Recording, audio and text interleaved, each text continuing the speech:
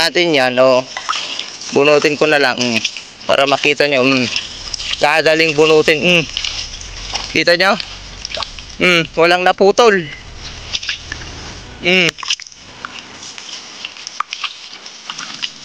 diyan, pwede na,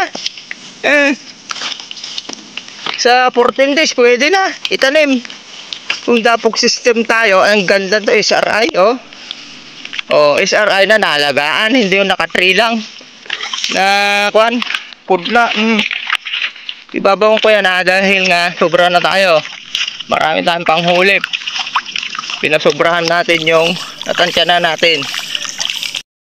Okay, good morning mga kaparmers. Ulit, kabanalon ka magsasaka, ka mag-uuma. Pag-retipid system at ito, meron tayong linabas galing dun sa lagayan natin dyan sa likod ng lason. Ito ay gold rush. Ang kwan nito ay, yan yung active ingredients nya. Bali, dalawa. Yan. Okay, ito ay para sa brown plant hopper, green leaf hopper, halos kompleto, white black plant hopper, rice black bag, leaf for December, kompleto. Yung problema natin sa palay, kompleto itong gold rush. At ang rate niya ay 250 to 750 ml sa 1 hectare. Ibig sabihin yan, i-divide nyo sa 10 yan, ay konti lang.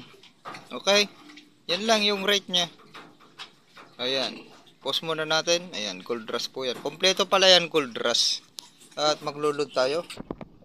Okay, sinek nating mabuti po ito pag lalagay kayo ng lason, i-shake nyong mabuti, lalo't ito malapot. Ayan, yung 250 to 750 per hectares, divide nyo lang sa 10 yun, ibig sabihin 25 to 75. Okay, gawin na natin, ayan, para mas concentrated, 90 ml. Okay, dinagdagan pa natin. Alam nyo naman, yung mga insekto ngayon ay grabe na yung kanyan nila, mas matibay na sila ngayon, karoon ng resistant ang mga yan. Tapos mas maganda sa punlaan pa lang ay kasi mas maliit pa yung area. Tirahin nyo na sa punlaan. Kung may fungicide kayo, i-fungicide nyo na rin at least 15 days. Hindi tayo magpupungicide kasi bata yung palay natin at healthy naman. Tsaka na lang. Okay, ito insecticide, kailangan natin ito. Diyan na. Okay, kargahan natin. Kaya nga, alagaan nyo na ng mabuti sa punlaan pa lang mga ka-farmers. Alagaan nyo na dahil mas lalo kung yung upland, gaya na sinabi ko sa inyo sa group chat, upland, problema nila stem coral dyan, yung mga minsan nadadaanan ko, yung nagkukulang sa tubig, marunrunot, ipagay na, ibig sabihin na yung nauupos, maraming borer sa punlaan pa lang noon, nakapangitlog na doon, kaya sa early stage ay nakapisa na, kaya yun ang sumira sa palay nila. Kaya para mas less yung gastos, ang liit ng area, isang load lang, tirahin nyo na sa punlaan. Unlike kung nailipat tanim nyo yan, buong hektarya yan, o di hindi kayo nakalis, nalis nyo, pagod at gastos ang nalilis ninyo kung inalagaan nyo na sa punlaan. Okay, kakat muna natin at tara sa punlaan. Sharing is caring. Mamaya tapusin lang natin para hindi matuyuan. Okay, yun, punla natin, cut muna natin, ikakabit natin dyan sa holder dyan. Diba, napaka healthy LP937, lumaki na naman, mapansin ko yung dahon niya nagsiangatan na, tayo na, tumatayo.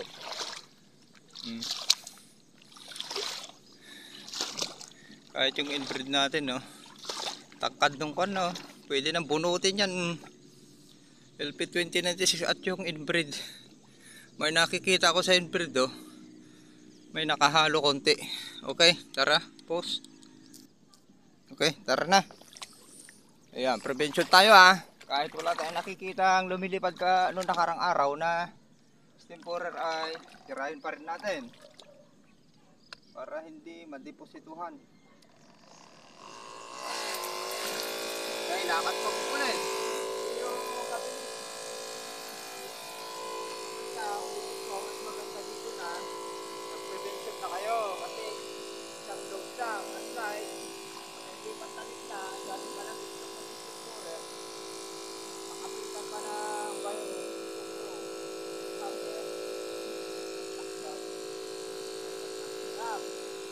gastos. Malaki gastos na kasi kung isang distansya, isang pagod. Ginamit natin halos kompleto, may pang ulmog. Sabi ng ulmog. Pagod pa. Marami lang.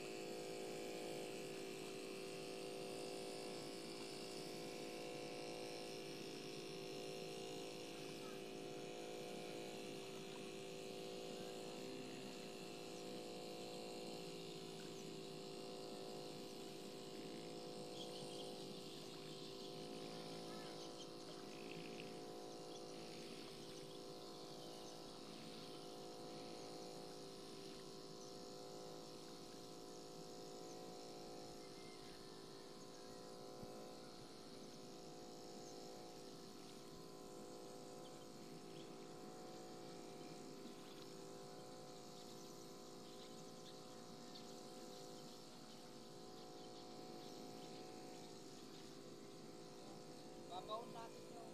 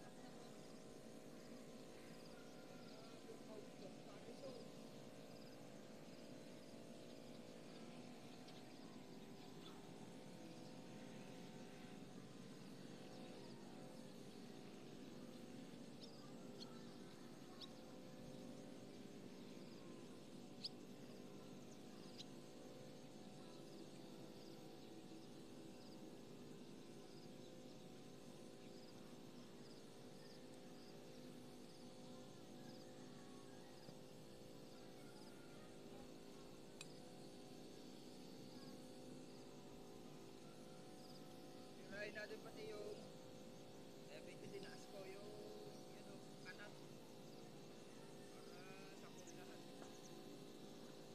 Ganyan lang, lakad pa ko, hindi lakad kabayo. Spring yun, lakad kabayo, may natira, may assistant na yun. Yun na yung magpaparami ulit. Kaya next spring nyo, parang hindi na napapatay. Kailangan mag-double dose kayo. Karoon ng resistant yung mga nakaligtas. Ganun po yan. Dapat sa unang birada pa lang ay sa pula.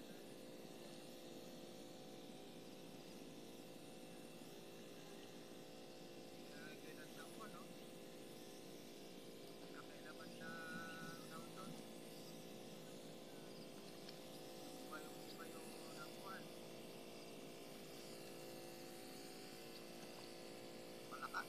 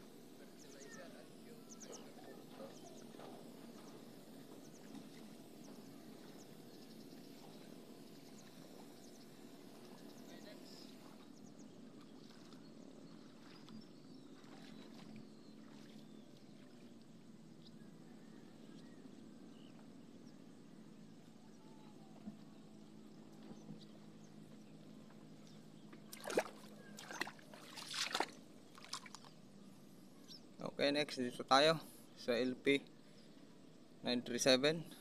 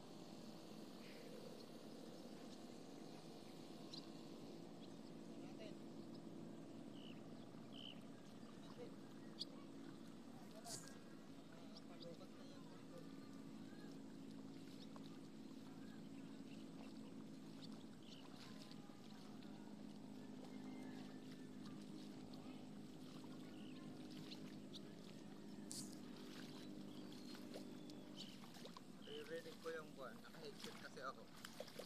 Narinig ko yung mga message.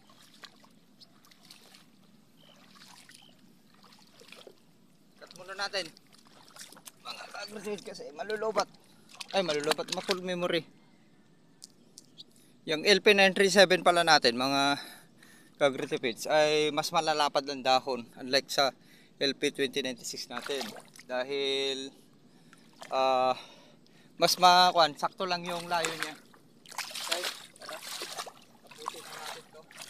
At kapakita ko sa inyo yun na sisirain na natin yung paun natin yung gadget nito. Sobra-sobra naman na itong pan natin. Pula.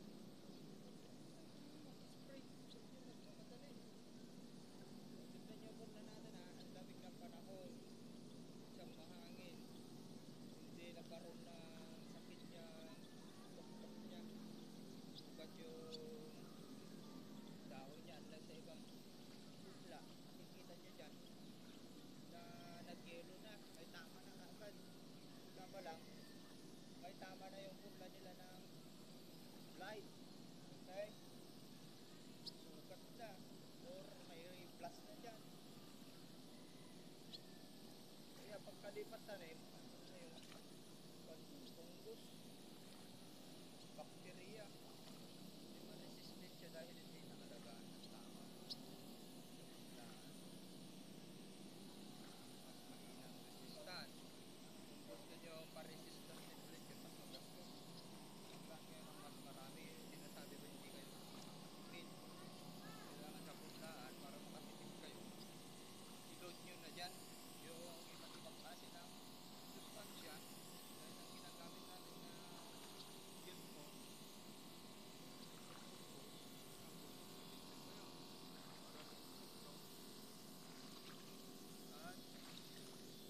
fungus. Okay, tubli na lang natin. Napaubos na rin ito. Dito na lang ako. Dapat sa pilapin para patay kasi yung mga itlog. Naubos na. Okay. Sharing is caring. Okay na ha. Naka-live lahat ito. Paano natin inalagaan yung pula? Nakita nyo naman. Gaya ng sinabi ko, hindi tayo magkukwentuhang barbero. Kunti, gawin natin may resulta. Yun yung kaibahan po natin sa iba na walang resulta. Okay? Ulitin ko, nagkwento lang na walang resulta. Ngayon, pa-planting height natin. Tignan nyo yung LP 937 halos pumantay din. Kasi kabilis. Planting height ulit natin kung ilan yung itinaas nung nasa isang araw. Magi 11 inches na. Pansin nyo. Pag inunat natin yung kwan niya, magi 11 inches na. Yan dahon. Diba kabilis, lalo't na pati na katikim nung nakarang araw ulit ng Yieldmore na may halong hypercompose. Tumaas agad. 9 inches na yan mayroon pa tayo natitirang 2 araw. 10 inches na to. Kabilis din okay. Yan, sakto lang yung kanya. Medyo mas malapad yung dahon nito. Sakto kasi yung kapal. Itong 937 natin. Okay, ganun na lang. Hindi muna natin puputol. Ibabaon natin yung punla dun. Yun naman yung inapakan kagabi ng yun. Parang naging bruha. Yung bullfrog. Naka-play ba? Yan. Tignan nyo yung punla natin. Isiner ko na dyan yung source natin. Iri. Tapos yung palagi nyo tinitignan sa field rice. Isiner ko na dyan yung paano yung healthy na seeds. Okay? Hindi malapad yung dahon. Nakita nyo? Sulfate lang ginamit natin. Dahil kaibahan, nag-urea kayo. Lalapad yung dahon niya at puno. Kung kulang yung kanyo, pwede yun sa 15 to 18 kilos. Urea gamitin niyo. Kasi palaparin nyo na yung dahon niya para pag nag-transplant 1 and 2 puno bawat tundos. Pero kung ang patanim nyo 3 to 4 puno bawat tundos, 2 to 4 puno bawat tundos, huwag nyo palaparin para maubos yung punla ninyo. Hindi nila dadayain. Ito yung LP bad seeds ng LP 937. Yan pakita ko sa inyo. Ibabaon na natin. Ang lambot pansinin nyo. Pwede lang ang bunutin. Diba? Ganyan ka healthy yung kwan natin. Babaon na natin inaktual ko na sa inyo. Diba? Ang lambot. Dahil sa ginamit natin Yieldmore at may soil conditioner pa tayo, may microbial inikulat na yan. Okay? Yang Yieldmore kompleto nga, sinabi ko nga sa inyo, kompleto na yan. Natin yan, bunutin ko na lang, para makita nyo, kadaling bunutin, kita nyo, Walang naputol.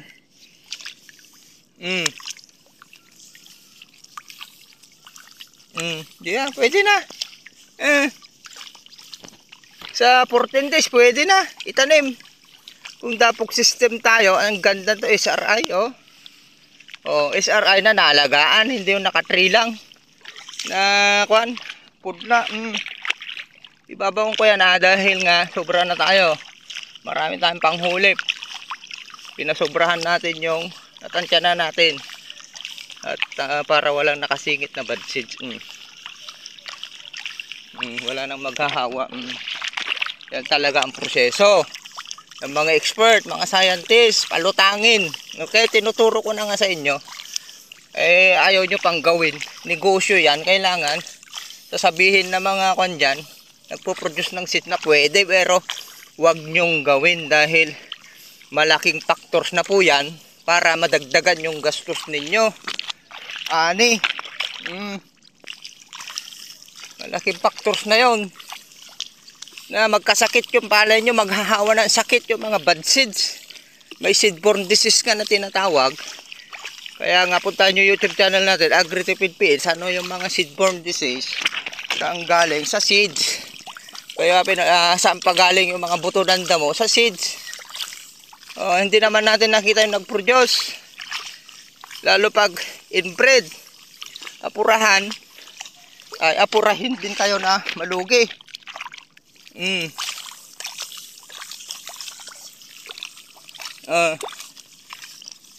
Ganyan kalambot. Actual ko na.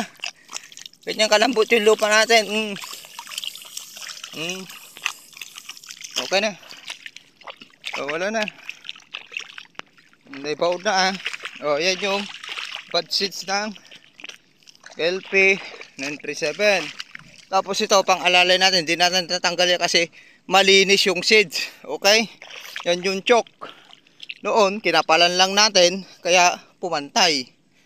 Okay, ganun lang ang sharing is caring dito sa AgriTipid PH. Andan tumulong sa inyo para maipababa yung gastos ninyo at mapataas ang inyong ani. Handa kaming tumulong nila Sir Ernesto, mga admin natin dyan at ibang mga kaparmers natin dyan para hindi tayo malugi, lalo't hindi stable yung price. Okay, kaya ginagawa natin ng paraan para may taas din yung inyong ani at hindi kayo malugi. Okay, ganun na lang, sharing is caring. Maraming salamat. Happy farmers. Merry Christmas sa mga may Christmas po at happy